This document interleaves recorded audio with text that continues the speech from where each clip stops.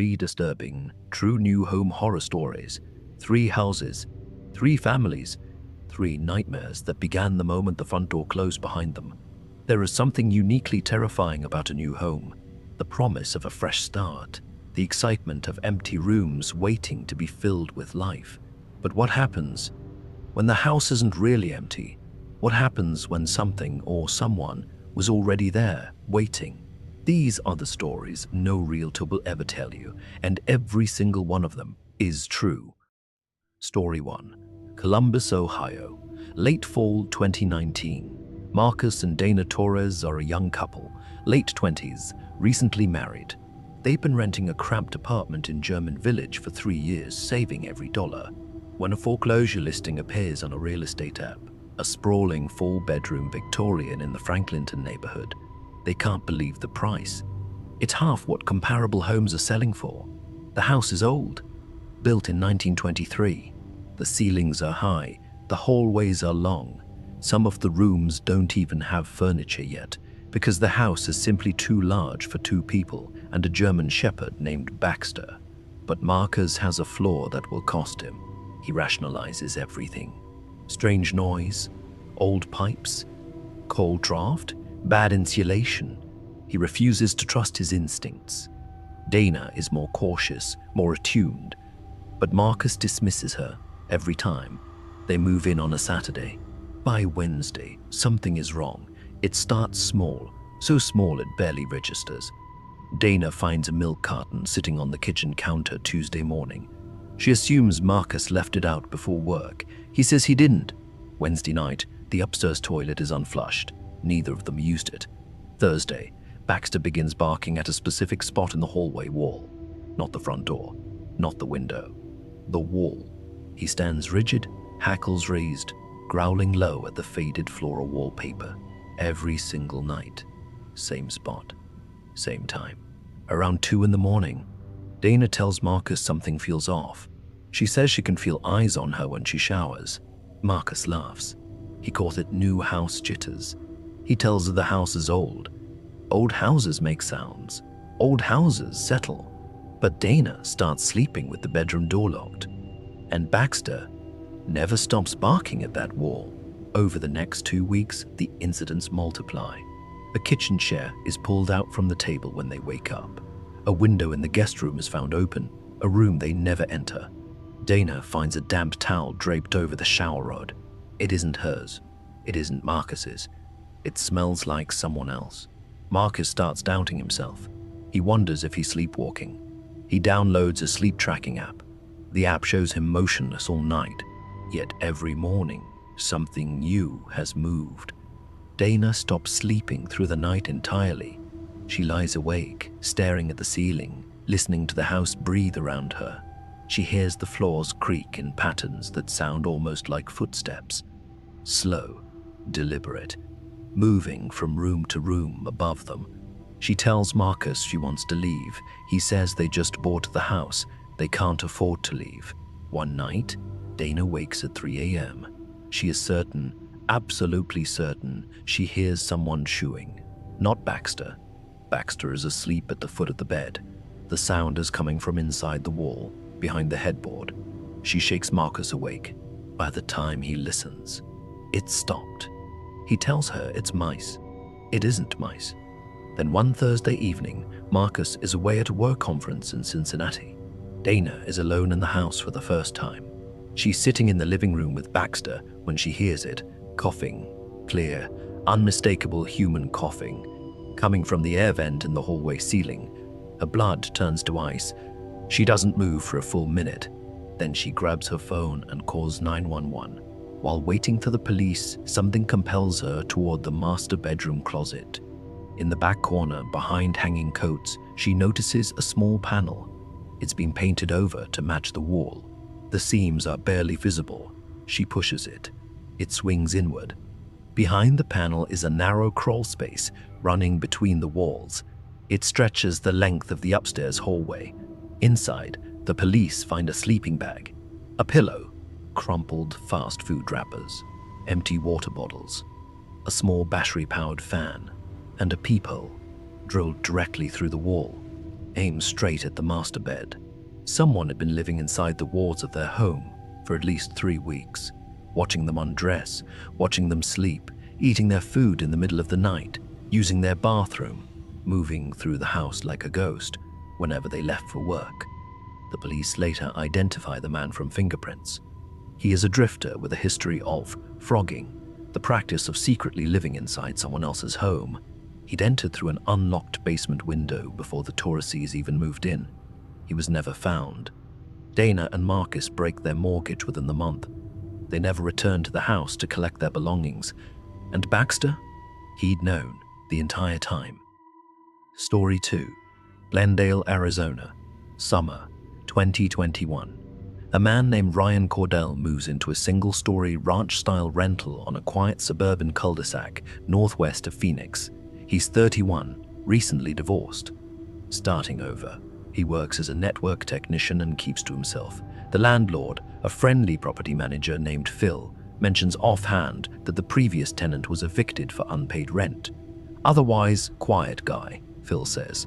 Kept the place clean. Brian doesn't think much of it. The first week is fine. The second week, it isn't. He starts finding envelopes in his mailbox.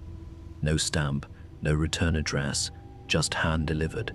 Inside each one, a single sheet of paper with the same sentence written in blocky handwriting.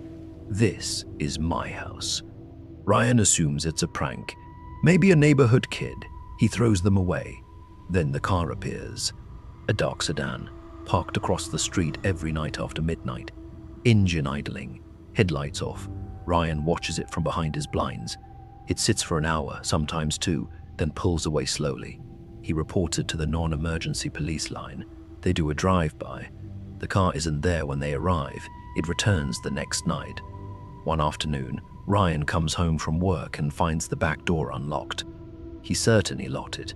Inside, a framed photo of his family, the only one he kept after the divorce, is lying face down on the kitchen counter. The glass is cracked in a spiderweb pattern. Nothing else is touched. Nothing is stolen. Ryan installs a deadbolt. He changes the locks. He buys a security camera for the front porch. The notes stop. The car stops. For 2 weeks, nothing happens. Ryan begins to relax. He tells himself it's over. Then, the thunderstorm hits. August 14th, 11:47 p.m. The power goes out across the entire block. Ryan grabs a flashlight. The house is pitch black. Rain hammers the roof like fists. He moves to the back window to check the yard. Lightning flashes. And there he is, a man, standing in the exact center of the backyard, soaked, motionless, staring directly up at Ryan's window. In his right hand, he holds a ring of keys. Ryan dials 911. His hands are shaking so badly he almost drops the phone. He looks back at the window. The man is walking toward the back door. Ryan hears it, the sound of a key sliding into a lock. The new deadbolt holds. The key doesn't fit, but then comes the sound of a second key. Trying the old lock on the garage side door, Ryan screams into the phone. The dispatcher tells him units are 3 minutes out. The garage door opens. The police arrive in 2 minutes. They find the man, identified as Derek Voss, the previous tenant, standing calmly inside Ryan's garage. He's holding a full set of copied keys, 7 in total, 1 for every door and window lock in the original configuration. During questioning, Voss shows no remorse. He tells the officers he'd been entering the house regularly while Ryan was at work. He sat on the couch. He watched television. He ate food from the refrigerator. He once napped in Ryan's bed. He says flatly, "It's still my house." He's the one trespassing. Ryan moves out the following morning. He doesn't sleep in the house a single night more. He leaves Arizona entirely and relocates to Portland, Oregon. He still checks his lots 3 times before bed, every single night. Story 3, Boone, North Carolina, spring 2018. The Whitfield family, Tom, Jessica, and their 2 teenage kids buys a farmhouse outside Boone from an elderly man named Earl Jessup. Earl is 78. Gentle voice, warm handshake, He tells them he's moving to a retirement community near Asheville. Says the house has been in his family since 1974. Treat her well, he says, patting the doorframe like it's a living thing. The house needs work. The kitchen is avocado green. The carpet is shag, but the bones are solid and the price is right. Tom, a contractor by trade, plans to renovate room by room, starting with the basement. He begins tearing up the old basement carpet on a Saturday morning. Underneath, the concrete is stained and uneven. Most of the floorboards match, but near the back wall beneath where a heavy shelf once stood, one board is different, newer, a slightly different shade of wood. It doesn't match the joists. Tom pries it up with a crowbar. Beneath it sits a metal box, heavy, rusted shut, the size of a shoebox.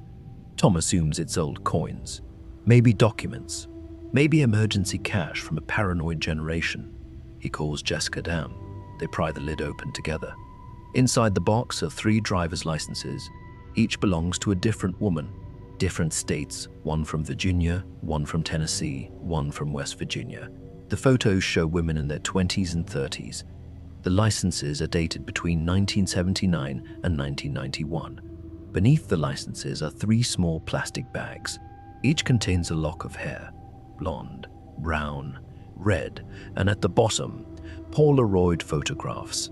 The photos show women, bound, gagged, sitting in a chair. The wall behind them is cinder block. The floor is concrete. Tom recognizes the wall. He's standing in front of it. Jessica covers her mouth. Tom sets the box down carefully as if it might detonate. They go upstairs. They lock the basement door. Tom picks up the phone to call the police. It rings before he can dial. The caller ID shows a local number. Tom answers. It's Earl Jessup. His voice is the same warm, grandfatherly tone as the day they closed on the house. He asks how the renovation is going. He asks if they've started on the basement yet. Then he says, "Are you enjoying the basement, Tom?" Tom hangs up. Jessica grabs the kids. They are out of the house in 4 minutes. They drive to the Watauga County Sheriff's Office and hand over the books. The FBI takes over the case within 48 hours. Earl Jessup is arrested at his retirement community 3 days later. He does not resist. He sits in his recliner and waits for them. Investigators excavate the basement and the surrounding property. They find remains. The 3 women from the licenses are identified. Their families had reported them missing decades earlier. The cases had gone cold in 3 different states. Earl had lived in that house for 44 years. A kind neighbor, a church volunteer, a man who waved at passing cars from his porch. No one suspected a thing. The Whitfields never returned to the property. Tom tells a local reporter he still hears Earl's voice in his head sometimes, that warm, patient tone, asking about the basement. Jessica stops sleeping without the lights on. Marcus and Dana Torres never fully recover from the knowledge that a stranger watched them sleep for weeks. Dana develops severe anxiety. She checks every wall in every room of their new apartment.